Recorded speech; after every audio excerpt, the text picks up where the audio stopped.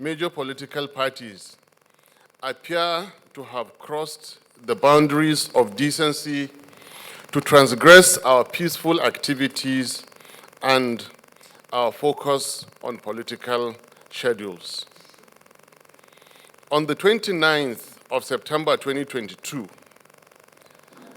an eminent group of statesmen under the aegis of the National Peace Conference brought together all presidential candidates to sign a peace accord, which represents an agreed code of conduct for the 2023 presidential elections. Ladies and gentlemen of the press, it is unfortunate that despite the noble objectives of this initiative, disinformation and misinformation about the Labour Party and its candidate have become fashionable in this election season. Recently, for example, there was a false narrative being spread nationwide that His Excellency Mr. Peter Obi is against the production of oil in the north. Nothing could be further from the truth. His Excellency Peter Obi repeatedly stated at various local and international fora that the greatest physical asset of Nigeria is the vast, rich land in the north, and declared his commitment as a visionary, transformative leader to exploit same for the overwhelming benefit of the Nigerian people. To the architect of consumption to production, oil in the north means more revenue for development, more jobs and opportunities. Earlier attempts to discredit Obi's candidacy through fabricated allegations of demolitions of mosques, internal deportation of northerners, issuance of ID cards, and ethnic hostilities were all resoundingly, conclusively proven to be false and without basis. As if those were not enough, just a few days ago, the presidential candidate of the APC, speaking in Delta State and referring to our presidential candidate, said it was a disgrace to mention his name. While our candidate is quite comfortable with not being mentioned, it is most unpresidential, indecorous, and disrespectful from the candidate who claims his turn at Nigerian presidency. APC's strategy against Peter Obi now appears very clearly centered on promoting falsehood in addition to empty and derogatory personal attacks. And of course, this is because they can find no contentious point of negativity to push.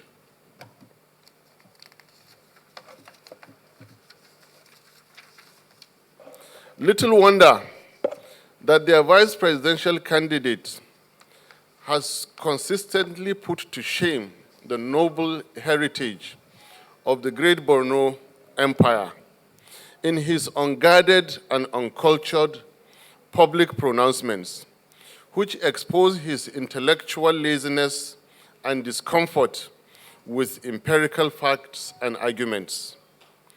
Regular insults, which have now become his trademark, have not spared the current vice president, whom he directed to go and sell ice cream, nor the former vice president, whom he described as a pure water seller, a noble venture which serves the populace better than a certain white substance.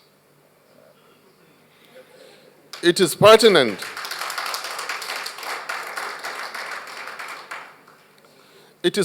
to recall how Mr. Shettima, at a recent public event, belittled Atiku Abubakar's educational qualification, as well as the modest lifestyle of Peter Obi. Clearly, Mr. Shettima is out of touch with reality and cannot understand that people like Peter Obi, who have reached the heights in business and material achievements, have long transcended the need for ostentatious display of wealth. We congratulate Mr. Shettima on having improved his dressing.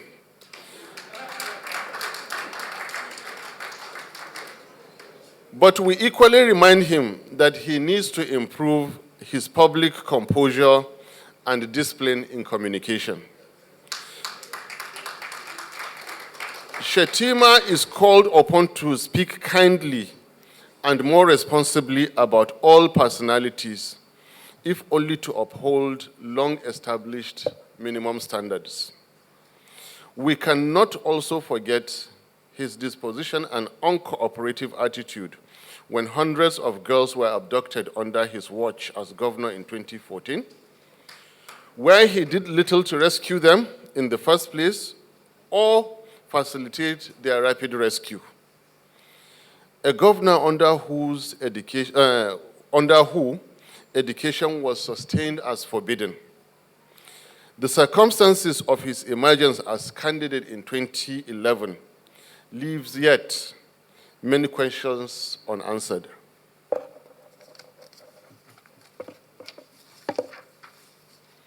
Others are not left out.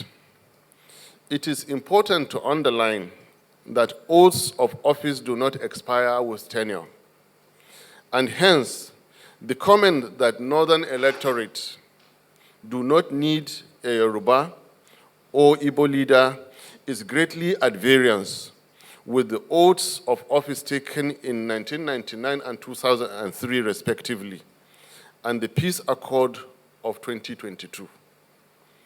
This is to call upon the owner of that statement to respectfully retract same in order to be readmitted to the honor list of esteemed presidential candidates. Truth of the matter is that every Nigerian from anywhere needs a credible and competent president. Simple.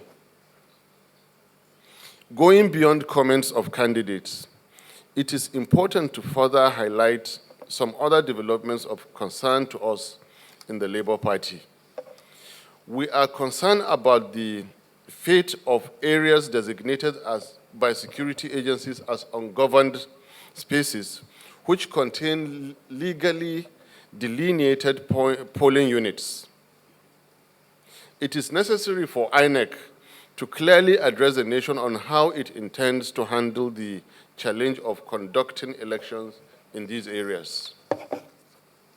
Over the past few months, we have witnessed various attacks on Labour Party offices, meetings, and our members in parts of the country, and even INEC offices have not been spared. Just a couple of days ago, Mrs. Victoria Chintex, our vibrant and able women leader in our local government of Kaduna State, was assassinated while members of her family escaped with injuries. Senseless killings have gone on for too long. We call on government within the time left to at least make attempts at fulfilling its 2015 promises of securing lives and property while serving justice to the killers. Kindly, therefore, join me in observing a moment of silence in the remembrance of her and indeed all victims all over the country.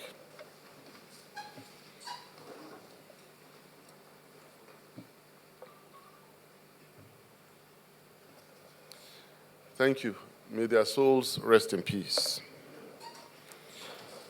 We are alarmed by the reported arrest, battery, and detention of Mr. Aminu Mohammed, a final year student of the Federal University, Dutse, over an alleged social media post about the person of the First Lady. While as we have presented earlier in this address, we will never as a party condone indecorous speech and disrespect to elders. We wish to remind the Buhari State House that they rode to power on the personal denigration of their opponents and empty promises without the slightest clues of good governance. Individuals must be free to express themselves freely, and any infraction of the law be pursued as civil matter and not through high-handed abuse of power. This is not 1984. We lend our voice to the genuine calls for his immediate release. We have so far endured the aforementioned and have taken remedial actions where necessary, and where not, we simply ignored. Civility and respect of law must not be read by misguided elements as signs of weakness on our part. It is not too late to adopt our style of strictly campaigning on relevant, practical national issues while respecting individuals and institutions. Any actions to the contrary, the people responsible must know that they will be held accountable. In the decent manner we have presented our issues here today, and in the ways of the law. 2023 elections will be different, as Nigerian electorate are increasingly becoming aware of the dangers of ethnic and religious politics, a fact that is causing anxiety, frustration, and desperation with political actors of the old order. Consequently, these attacks against us are likely only to increase. We must call on authorities to live up to constitutional responsibilities, and on the general public to regard lies, misinformation, and propaganda for exactly what they are. The obedient movement under Labour Party will continue to remain faithful to founding principles and to the signed peace accord, and we equally invite all stakeholders to emulate. The next few weeks will see an escalation of election activities. I urge all who have not yet collected their PVCs to do so without delay, and to follow through to identify their polling booths, vote, and defend their votes. I wish to sincerely thank the vast majority of our people, the youth and elderly alike, from all across the nation, who have continued not just to embrace Peter Obi, my humble self, and our great party, but who are daily investing their time and resources in making sure that other Nigerians share in their conviction and imbibe the urgency of positive action in the coming elections. With us, a new Nigeria is possible. God bless the Federal Republic of Nigeria. I thank you all for listening. Thank you very much. I've recognized the news. So we're going after legal, confirmed, written information. And that is one. Two, we're trying to make contacts with the family and find out if they've already appointed a lawyer. Then we also want to be properly guided by lawyers, after which we'll decide the very best way, after seeking legal counsel on how to help the young man. It is very instructive to us that after having suffered 8 months of ASU strike, final year students must be returned to school immediately. But right now, we want to know his condition. We even want to know if he's alive, first of all. Because when it involves battery, then somebody's life could be at risk. His physical condition, if he needs hospital care, immediately be provided and then return back to school immediately. We're trying to get across to his parents. and then to have legal, what you call locus standi, to begin to act. The comments of the candidates really have minimal impact on our presidential candidates, on the party, and on the movement. However, it does not sound right, and it keeps sending out the wrong signals to continue to make unguided statements. They might continue to fall down to nothing. Some might just walk out and may walk out big time negatively. That is why all bad statements must stop.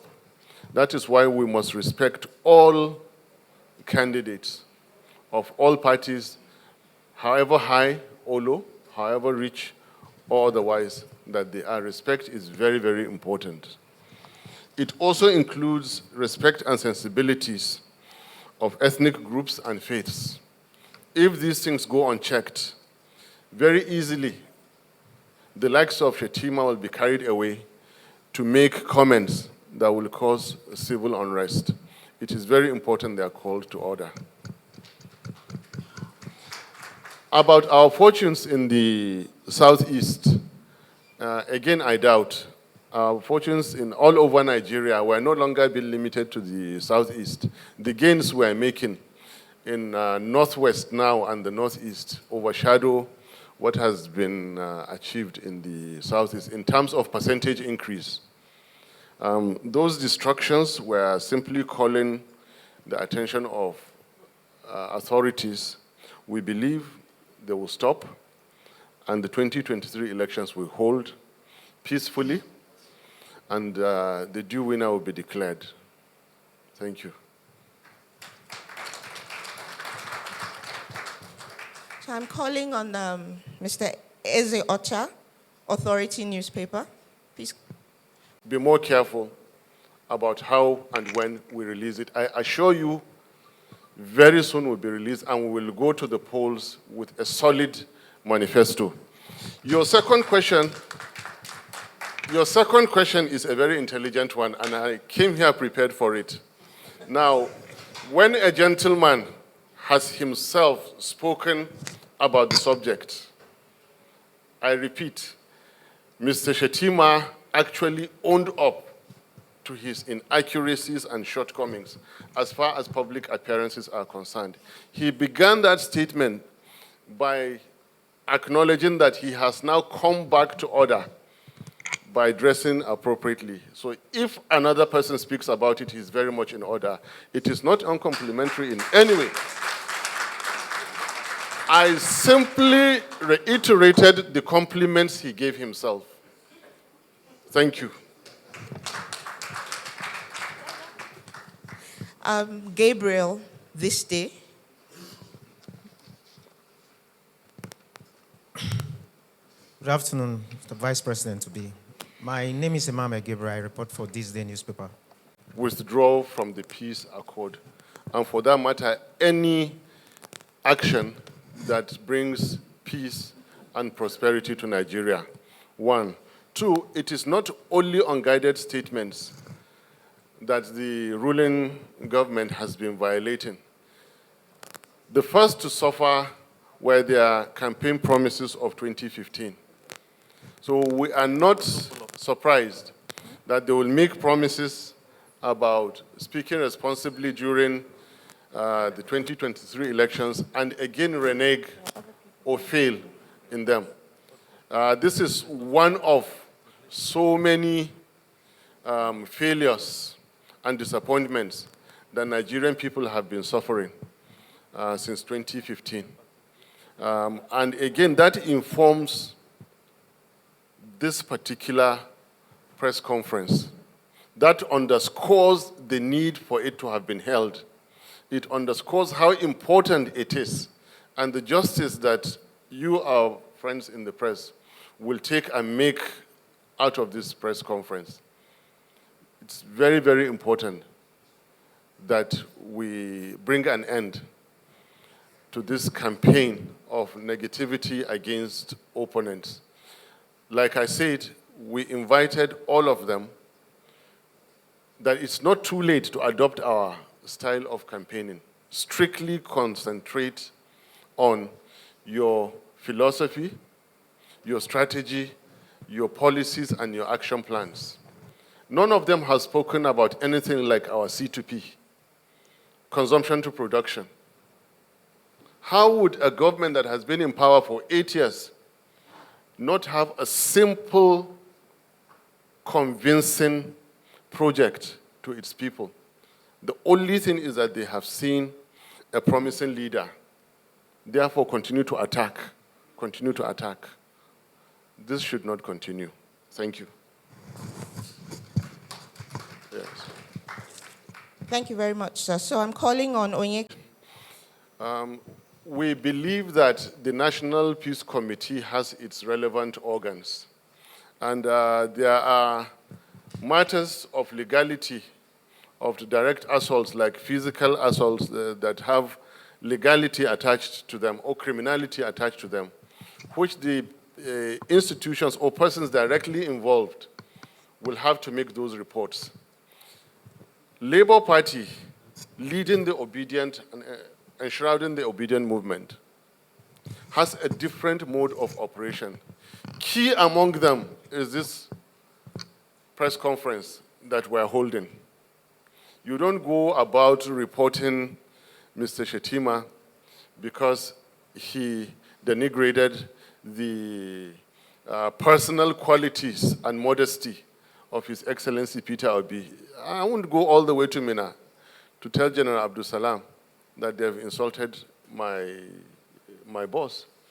Instead, I will endure it, like we've said. When they collect and they are heightened to a level that we are in today, we hold a press conference like this, and we remind everybody, we remind the nation what everybody has been doing. Like we said, civility is not a sign of weakness. There's a right time to do everything. Now we're making our report to the Nigerian electorate, and the Nigerian electorate will act appropriately. Thank you. Next question, please. All right, Dele. Relevant, and I really thank you for them. Going straight to the point, let me reiterate a major bullet point I made in the Lagos Town Hall meeting. The moment you have a group of leaders who are not, forgive my language, okay, stealing your money, the Nigerian people are already being pulled out of poverty because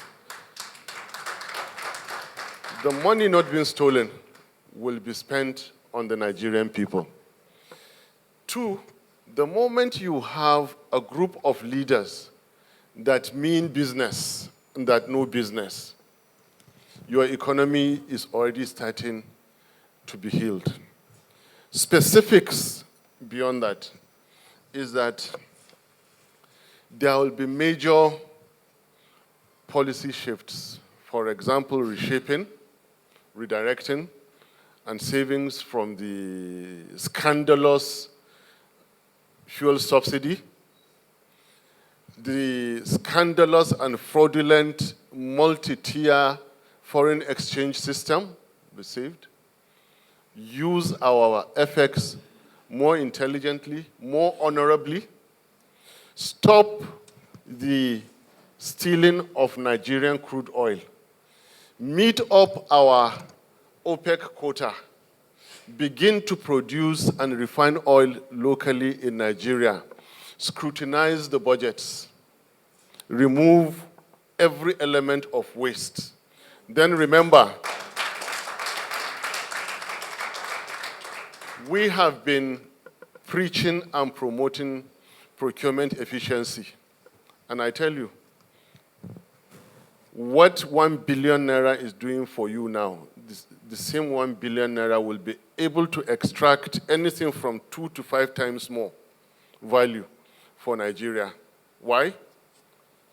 Neither the president, his vice, or anybody for that matter is having interest, personal or political interest, in the works of government, money spent for Nigeria is only going to work for Nigeria.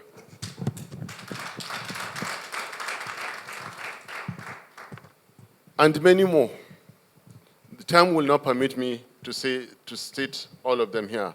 Rule of law, the assurances I'm giving you is practical because we believe in the rule of law. His Excellency Governor Peter Obi is on his way back to Nigeria, and in the last 48 hours has engaged us here to work on this press conference because we believe in constituted authority discharging its responsibilities. We also believe in the impact and effects of civic responsibilities of our citizens. You can begin to read from here, from what we're doing here and now. We believe in the rule of law, and it can only get better with time. Don't forget that we hold ourselves to account, and we ask others to hold us to account. Listen to us carefully during the rallies. We promised there will be no excuses. We will never come to power and after 1 year blame a government past their responsibility. No. We become responsible for Nigeria from the day we are sworn in. If you committed a crime, you will be responsible for that crime. We will not be responsible for it. If you stole Nigerian money, you will be responsible for it. We will not be. But we are responsible for bringing you out. We believe in the rule of law. And we said it. Stop the killing, start the healing. Stop the stealing, start the keeping. Stop the slide and start the climb. Thank you so much. In case there is no other question, but I can take one or two more. Chinedu from Vision FM. Yes, I need your attention on this answer I'm going to give you.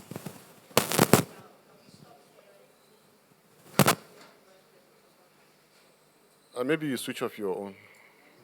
Oh, okay. No one has ever heard me speak about the health conditions of Bola-Ahmed Tinubu, or for that matter, any other person.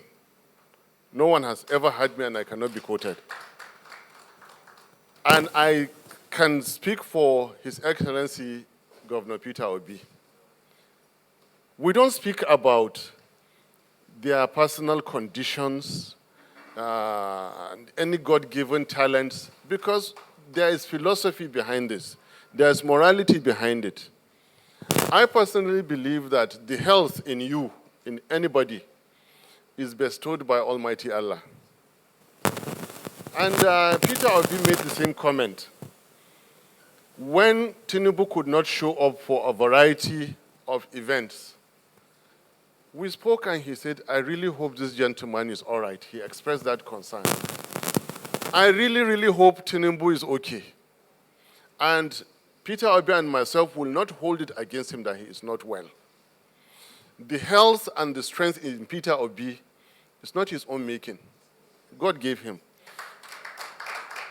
The health and the strength in me now and for everybody is not our making. God gave us. We really sympathize with Peter Obi and we will not hold it against him. With Tinubu.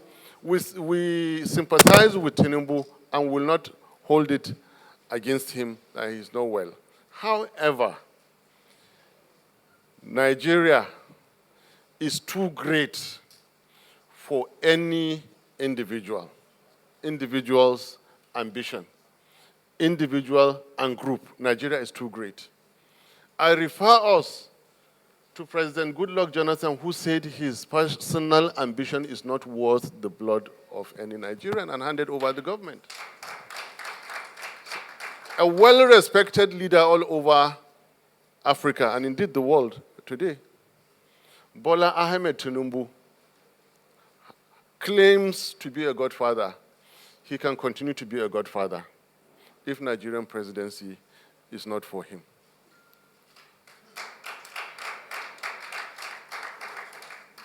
it is not in our place, Peter Obi and myself, to tell him that you're sick. Please go and relax. If you think you can, be our guest. Come to the field, we beat you.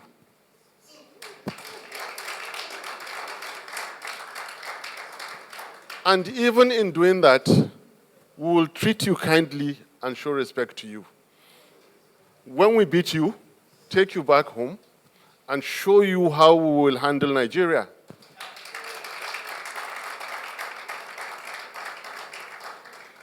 But anybody who means well for Nigeria and knows that they have shortcomings, for God's sake, step aside. It is not the first time in our history. Step aside, give way. There are others who will do the job better. I thank you very much for coming. Thank you so much.